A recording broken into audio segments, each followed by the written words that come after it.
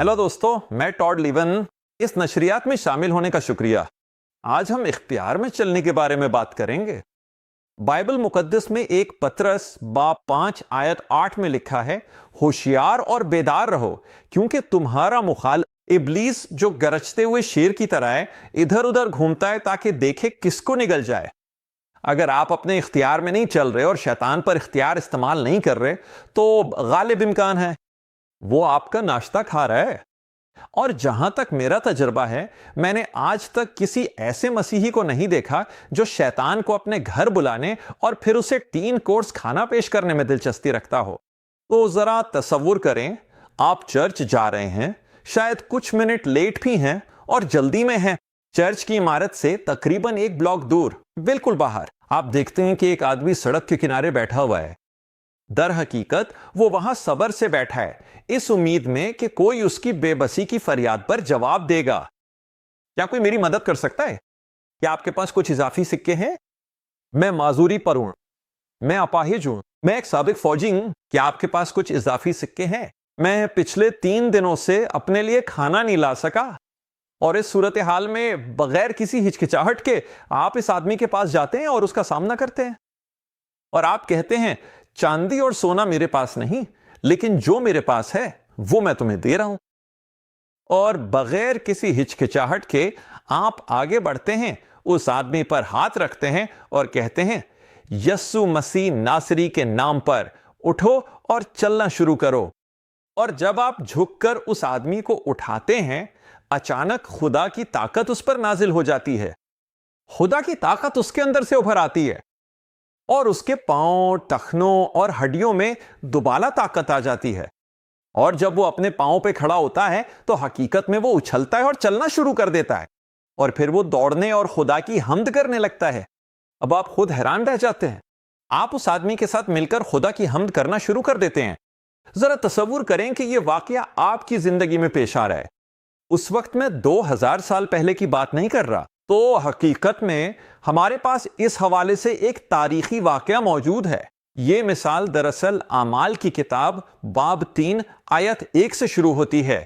आइए मैं आपको ये इबारत पढ़कर सुनाता हूं। आमाल 3 आयत 1 ये लिखा है, अब पतरस और यूहन्ना एक साथ इबादत के वक्त यानी 90 घंटे हैकल में गए, और एक शख्स जो अपनी मां के पेट से लंगड़ा था उसे वहां लाया जाता था, जिसे रोजाना हैकल के उस दरवाजे पर बिठाया जाता था जिसे खूबसूरत कहा जाता है, ताकि वो हैकल में दाखिल होने वालों से खैरात मांगे। जब उसने पतरस और यूहन्ना को हैकल में दाखिल होते देखा तो उनसे खैरात मांगी। पतरस ने यूहन्ना के साथ इस पर गौर से नजर डाली और कहा, हमारी तरफ देखो। और उसने उनकी तरफ तवज्जो दी, इस उम्मीद पर कि वो उनसे कुछ पाएगा। फिर पतरस ने कहा, मेरे पास चांदी और सोना तो नहीं, लेकिन जो मेरे पास है वो तुझे देता हूं। यस्सु मसीह नासरी के नाम पर उठ और चल फिर। और उसने उसका दायां हाथ पकड़कर उसे उठाया, और फौरन उसके पांव और टखनों में ताकत आ गई, और वो उछलकर खड़ा हुआ, चलने लगा और उनके साथ हैकल में दाखिल हुआ, चलता और उछलता और खुदा की हम्द करता हुआ। और सब लोगों ने उसे चलते और खुदा की हम्द करते हुए देखा, और वो जानते थे कि ये वही है जो हैकल के खूबसूरत दरवाजे पर खैरात मांगता बैठा करता था। और वो उस पर जो कुछ हुआ था, हैरत और ताज्जुब से भर गए। आप जानते हैं, कुछ साल पहले की बात है, जब मैं अभी बैरूने मुल्क मिशन के मैदान में रह रहा था, दरअसल चेक रिपब्लिक में, तो एक दोपहर मैंने सड़क पर एक तबलीगी इज्तिमा मुनक्किद किया था, और ये शहर के मरकज के बिल्कुल करीब था। तो वहां काफी ज्यादा आमद और रफ्त थी, गाड़ियों की नहीं, मैं लोगों की बात कर रहा हूं। बहुत से लोग इधर उधर चल रहे थे, खरीदारी कर रहे थे और ताजा हवा से लुत्फ अंदोज हो रहे थे। और इस तरह मैं बाहर निकला, मैंने शहर के बीच में अपनी आवाज बुलंद की ताकि आसपास के लोग मुझे सुन सके और मैं ठीक हूं। कुछ इस तरह कहकर शुरू किया, सबको बखैर, क्या मैं आपकी तवज्जो हासिल कर सकता हूं? बराए मेहरबानी, मुझे अच्छी खबर मिली है, कम्युनिज्म मुर्दा है और खुदा जिंदा है। अगर आप मुझ पे यकीन नहीं करते हैं तो मैं आपको चैलेंज करता हूं कि आप अभी सामने आए, क्योंकि खुदा मेरी आवाज के जरिए आपके पास आ रहा है। वो आपको छूना चाहता है, वो आपके जिस्म को शिफा देना चाहता है। अगर आपको इस बारे में शक है, अगर आप मुझ पर यकीन नहीं करते, तो मैं आपको चैलेंज करता हूं कि आप सामने आए, मुझे आपके लिए दुआ करने में। आइए देखते हो कि क्या बाइबल सच है। और इस खास दोपहर को हुजूम में रास्ता बना और एक औरत व्हील चेयर पर मेरे तरफ आते हुई नजर आई। اس کی ویل چیئر کے ایک طرف 2 واکنگ کرچز لگی ہوئی تھیں۔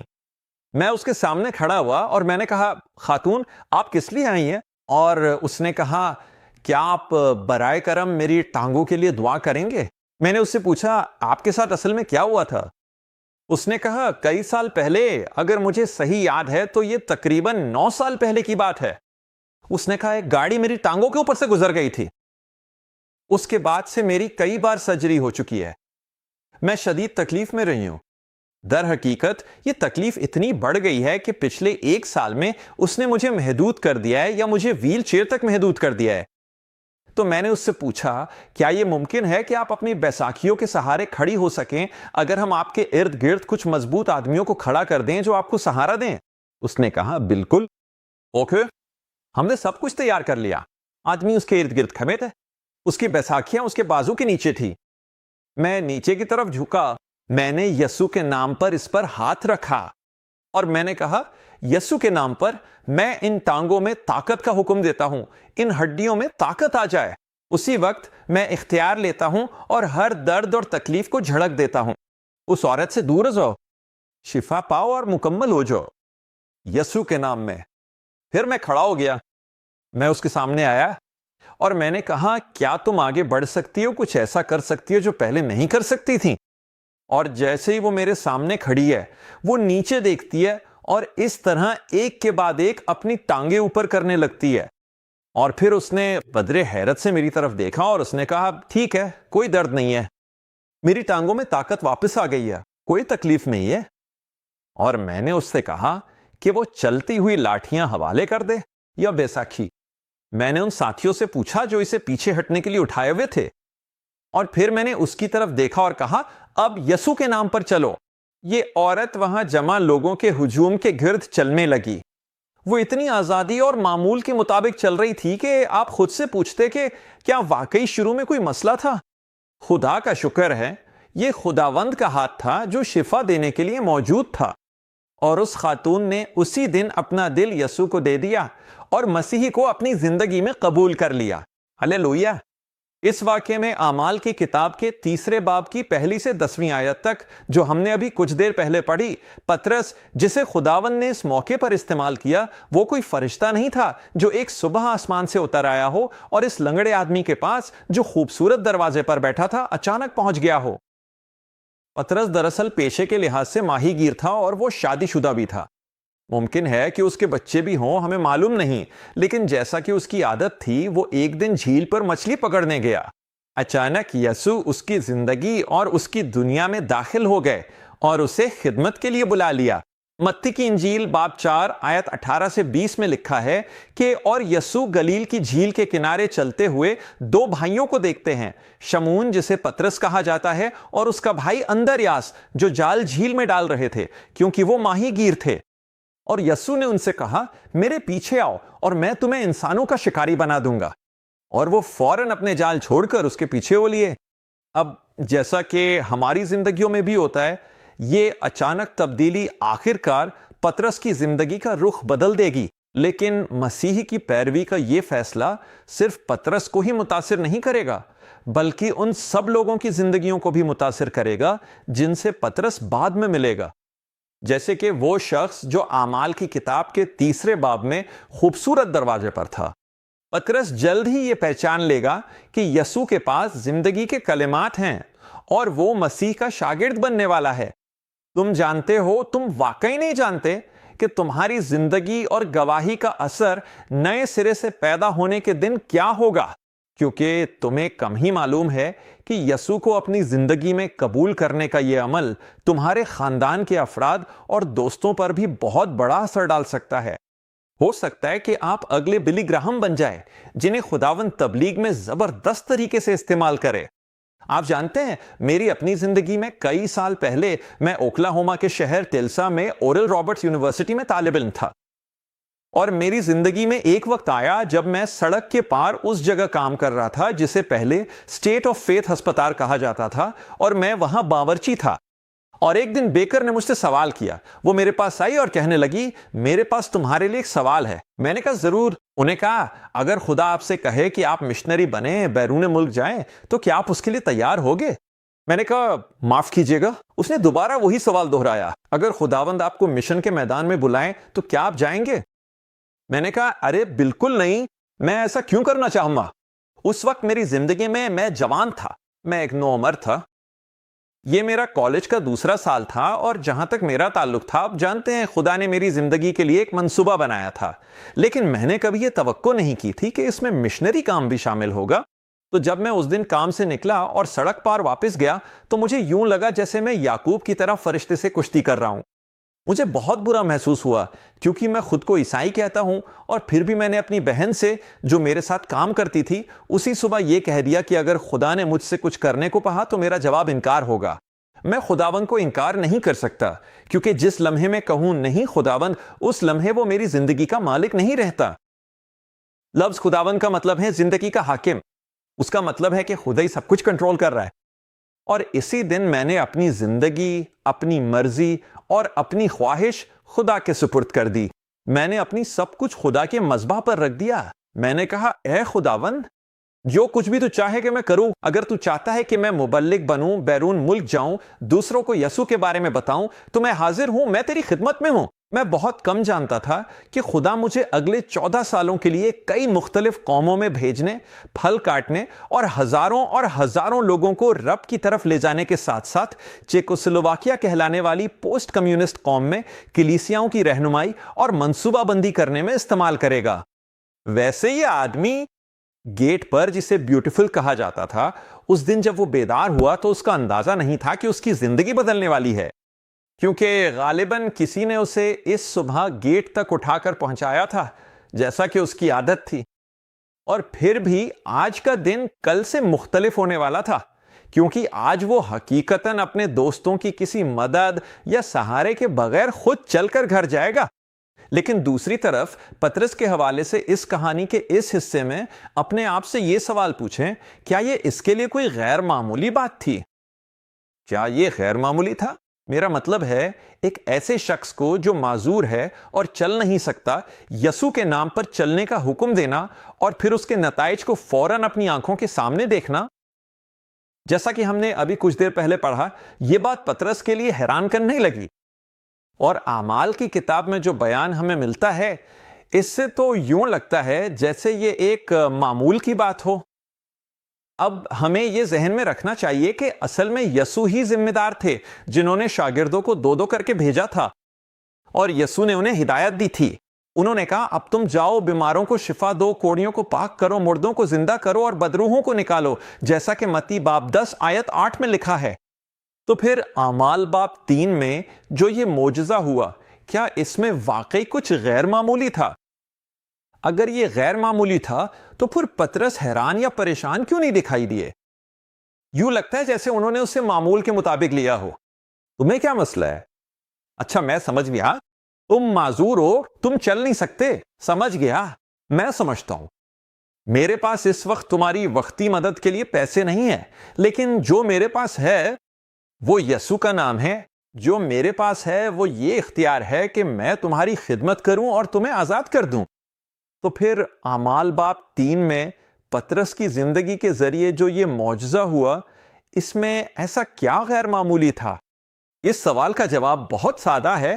اعمال باب 3 میں جو کچھ ہوا اس میں کچھ بھی غیر معمولی نہیں تھا۔ پطرس جانتا تھا کہ وہ کس کا ہے، اور یہ بھی جانتا تھا کہ اسے جو طاقت اور اختیار دیا گیا ہے اس سے وہ کیا کر سکتا ہے۔ تو آئیے ذرا قریب سے دیکھتے ہیں اور جانتے ہیں کہ پطرس کے پاس کیا تھا، اور اسے جو کچھ دیا گیا تھا وہ اسے کیسے استعمال کر سکتا تھا۔ اپنی زمینی خدمت کے دوران یسوع نے زور دے کر شاگردوں کو یہ تعلیم دی کہ جو کچھ وہ کر رہا تھا وہ بھی وہی کریں گے۔ میرے ساتھ یوحنا کی انجیل کے باب کی طرف چلے، باب 14 آیت 12 سے 14 تک۔ یسوع کے الفاظ کو بہت غور سے سنیں۔ میں تم سے سچ کہتا ہوں، جو مجھ پر ایمان لاتا ہے وہ بھی وہی کام کرے گا جو میں کرتا ہوں، اور ان سے بھی بڑے کام وہ کرے گا، کیونکہ میں اپنے باپ کے پاس جاتا ہوں، اور جو کچھ تم میرے نام سے مانگو گے وہ میں کروں گا، تاکہ باپ بیٹے میں جلال پائے۔ اگر تم میرے نام سے کچھ بھی مانگو گے میں وہ کروں گا۔ اب یہ کام اس کے نام میں کیے جانے تھے۔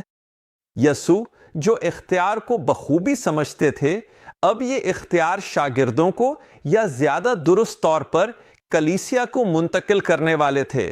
اگر آپ کو یاد ہو، یسوع کے جی اٹھنے کے بعد متی باب 28 میں وہ کھڑے ہوئے اور انہوں نے یہ اعلان کیا، آسمان اور زمین میں سارا اختیار مجھے دیا گیا ہے۔ اور یہ اعلان کرنے کے بعد وہ فوراً یہ اختیار کلیسیا کے حوالے کر دیتے ہیں اور انہوں نے کہا، اب بس تم جاؤ۔ مجھے نہیں معلوم کہ آپ کو اس بات کا احساس ہے یا نہیں دوست، لیکن آپ کو اختیار دیا گیا ہے۔ در حقیقت میرے ساتھ اونچی آواز میں یہ کہیں، مجھے اختیار دیا گیا ہے۔ ایک بار پھر، مجھے کس نے اختیار دیا ہے؟ خداوند یسوع مسیح نے، کلیسیا کے سربراہ نے۔ اب خدا کے نقطہ نظر سے اس نے وہ سب کچھ کر دیا ہے جو اسے اس زمین پر اپنے خاندان کو اختیار واپس دلانے کے لیے کرنا تھا۔ اب یہ ہم پر منحصر ہے کہ ہم اٹھ کھڑے ہوں اور پھر اس اختیار کو استعمال کرنا شروع کریں، یا اس اختیار میں چلیں جو خدا نے اپنے بیٹوں اور بیٹیوں کو دیا ہے۔ کئی سال پہلے، دراصل یہ اسی کی دہائی کے اوائل کی بات ہے، میں اس وقت بروکن ایرو اوکلاہوما میں رہتا تھا اور میں ریما بائبل ٹریننگ سینٹر میں پڑھتا تھا، اور مجھے یاد ہے کہ میں بھائی کینتھ ہیگن کو سنتا تھا۔ وہ اب خداون کے پاس جا چکے ہیں، لیکن اس وقت وہ وہی وسیلہ تھے جسے خداون نے اس بائبل ٹریننگ سینٹر کو قائم کرنے کے لیے استعمال کیا تھا۔ اور ایک دن انہوں نے ہماری توجہ اپنی زندگی کے ایک واقعے کی طرف دلائی جو کئی سال پہلے پیش آیا تھا۔ کیسے ایک دن خداوند ان کے پاس آئے اور ان سے ملاقات کی، اور جب یسوع نے خود کو ایک رویا میں ظاہر کیا تو وہ بھائی ہیگن کے سامنے کھڑے تھے اور ان سے بات کر رہے تھے کہ اچانک ایک شیطانی مخلوق آ کر ان دونوں کے درمیان کھڑی ہو گئی، اور اس شیطانی مخلوق نے شور مچانا شروع کر دیا، یا کٹی یا کیاک، یا کٹی یا کیاک۔ اور بھائی ہیگن نے کہا، میں وہاں کھڑا تھا اور میں یسوع کی بات نہیں سن سکا کیونکہ یہ چھوٹا سا شیطان بہت زیادہ شور مچا رہا تھا۔ اور جب میں وہاں کھڑا تھا تو میں نے سوچا، آخر یسوع کچھ کیوں نہیں کرتے؟ کیا انہیں احساس نہیں کہ میں ان کی بات نہیں سن پا رہا ہوں؟ آخر کار بھائی ہیگن نے اس شیطانی مخلوق کی طرف دیکھا اور کہا، یسوع کے نام پر یہاں سے نکل جاؤ، اور وہ شیطان بھاگ گیا۔ اور اس نے خداون کی طرف دیکھا اور کہا، یسوع آپ نے کچھ کیوں نہیں کیا؟ کیونکہ میں آپ کی کوئی بات نہیں سن سکا تھا اس چھوٹے شیطانی مخلوق کے شور کی وجہ سے۔ اور خداون نے اس کی طرف دیکھا اور کہا، بیٹے میں کچھ نہیں کر سکتا تھا۔ اور بھائی ہیگن نے کہا، معاف کیجیے گا خداوند، میں نے آپ کی بات صحیح نہیں سنی۔ آپ نے کہا تھا کہ آپ نہیں کریں گے، یہ نہیں کہا تھا کہ آپ نہیں کر سکتے۔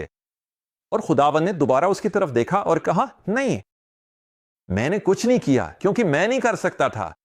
اور اس نے کہا، معاف کیجیے گا خداوند، میں آپ کی بات صحیح نہیں سن رہا ہوں، ذرا ٹھہریے۔ آپ نے کہا کہ آپ نے کچھ نہیں کیا کیونکہ آپ نہیں کرنا چاہتے تھے، نہیں کہ آپ نہیں کر سکتے تھے، ٹھیک ہے؟ اور خداوند نے اس کی طرف بہت واضح انداز میں دیکھا اور اس نے کہا، میں نے تم سے کہا تھا کہ میں نہیں کر سکتا تھا، یہ نہیں کہ میں نہیں کرنا چاہتا تھا، بلکہ یہ کہ میں کچھ نہیں کر سکتا تھا۔ میرے بھائی ہیگن نے کہا، اب خداوند میں نہیں جانتا کہ کیا میں اس بات پر یقین کر سکتا ہوں۔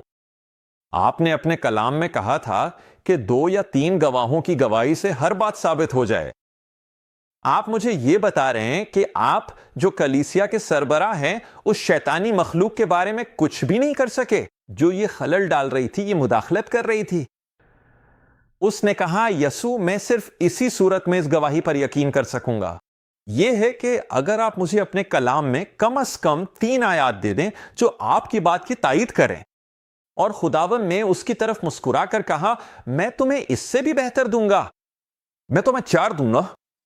اب تھوڑی دیر میں میں تمہیں وہ آیات بتاؤں گا جو خداوند نے اسے دی تھیں۔ تو میں چاہتا ہوں کہ تم اس بات کو اچھی طرح سمجھ لو کہ ساری وہ اختیار جو یسوع کو دیا گیا تھا وہ کلیسیا کے فائدے کے لیے تھا۔ اور یہ وکالت کا اختیار، یہ اختیار ایماندار کو وہ سارا اختیار حاصل کرنے کی اجازت دیتا ہے جس کے بارے میں یسوع نے متی باب 28 میں بات کی تھی۔ سارا اختیار مجھے دیا گیا ہے، آسمان پر بھی اور زمین پر بھی، بس تم جاؤ۔ لیکن اس میں ایک بات ابھی باقی تھی، کیونکہ اگر اختیار ہو لیکن اس کے پیچھے طاقت نہ ہو، یا طاقت ہو لیکن اسے استعمال کرنے کا اختیار نہ ہو، دونوں صورتوں میں یہ بے فائدہ ہوگا۔ اور اسی لیے یسوع نے اپنے شاگردوں کو ہدایت دی کہ وہ یروشلم جائیں اور روح کے وعدے کا انتظار کریں۔ لوکا باب 24 آیت 49 میں یسوع نے فرمایا، دیکھو میں اپنے باپ کا وعدہ تم پر بھی بھیج رہا ہوں، لیکن تم یروشلم شہر میں ٹھہرے رہو جب تک تمہیں اوپر سے طاقت نہ مل جائے۔ اور اگر آپ کو یاد ہو تو یہ صرف اس کے بعد ہوا، روح کے نزول کے بعد، جیسا کہ اعمال کی کتاب کے 2 باب میں بیان ہوا ہے۔ تب ابتدائی کلیسیا کے پاس اب روح القدس کی طاقت تھی جو ان کے موقف کی تائید کرتی تھی اور انہیں اس کے نام کے اختیار میں آگے بڑھنے کی ہمت دیتی تھی۔ دیکھیں، وہ جانتے تھے کہ یہ سب حقیقت ہے، یہ کوئی جادوگری یا خدا کی تحریک کو خود سے پیدا کرنا نہیں تھا۔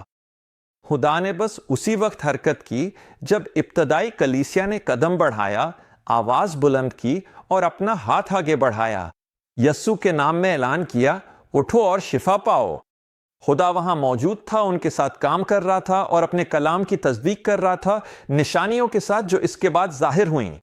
تو پھر ابتدائی کلیسیا نے اپنا اختیار کیسے استعمال کیا؟ اس کا جواب بہت سادہ ہے، انہوں نے اپنے الفاظ کے ذریعے اپنا اختیار استعمال کیا۔ اور انہوں نے اس قسم کے اختیار کے ساتھ کیا کیا؟ چلیے میں آپ کو اس کی چند مثالیں دیتا ہوں۔ مثال کے طور پر انہوں نے بیماروں کو شفا دی۔ اعمال کی کتاب کے 9 باب میں پطرس کا واقعہ ہمیں ایک شخص انانیاس کے بارے میں بتاتا ہے جو مفلوج تھا اور 8 سال سے بستر پر پڑا ہوا تھا۔ آیت 33 کے مطابق پطرس نے بس اس اختیار کو استعمال کیا جو کلیسیا کو حاصل تھا، اور ایک ایماندار کی حیثیت سے اس نے براہ راست اس شخص کی حالت پر اپنا اختیار استعمال کیا۔ در حقیقت آیت 34 اس بات کا اعلان کرتی ہے، پطرس نے اس سے کہا، انایاس، یسوع مسیح تجھے تندرست کرتا ہے، اٹھ اور اپنا بستر سمیٹ لے۔ اور وہ فوراً اٹھ کھڑا ہوا۔ غور کریں کہ یہ پطرس کے لیے بالکل بے تکلف عمل تھا۔ وہ جانتا تھا کہ اس کی زندگی میں خدا کی قدرت ہے، روح کی طاقت اور اس طاقت کو استعمال کرنے کا حق، اور اس نے ایسا ہی کیا۔ مجھے آپ سے ایک سوال پوچھنے دیں، آپ کیا سمجھتے ہیں؟ ایمانداری سے بتائیں، اگر آپ خدا کی طرف سے ملے ہوئے اختیار کو استعمال کرنا شروع کر دیں تو کیا ہوگا؟ آپ کے خیال میں دشمن اور اس کے تمام کاموں پر کیا اثر ہوگا؟ یا آپ سمجھتے ہیں کہ آپ کو بھی وہی نتائج مل سکتے ہیں جو ابتدائی کلیسیا کو ملے تھے، یا ہمیں کچھ مختلف کی توقع کرنی چاہیے؟ کئی سال پہلے میں کنیٹیکٹ ریاست میں ایک اتوار کی صبح خدمت کر رہا تھا۔ خدمت کے اختتام پر میں نے لوگوں کو دعا کے لیے آگے آنے کی دعوت دی، اور واقعی ایک خاتون وہاں کھڑی تھیں جو اگلی باری پر تھیں، اور جب میں نے ان کی خدمت کے لیے ہاتھ بڑھایا تو میں نے دیکھا کہ ان کا بازو اور ہاتھ بہت زیادہ اکڑا ہوا تھا۔ میں نے ان سے کہا کہ وہ اپنا ہاتھ آگے بڑھائے۔ پادری جھک گیا اور کہا، اس عورت کو تقریباً 6 مہینے پہلے فالج ہوا ہے، وہ فالج زدہ ہے، اس لیے وہ اپنا بازو یا ہاتھ نہیں ہلا سکتی۔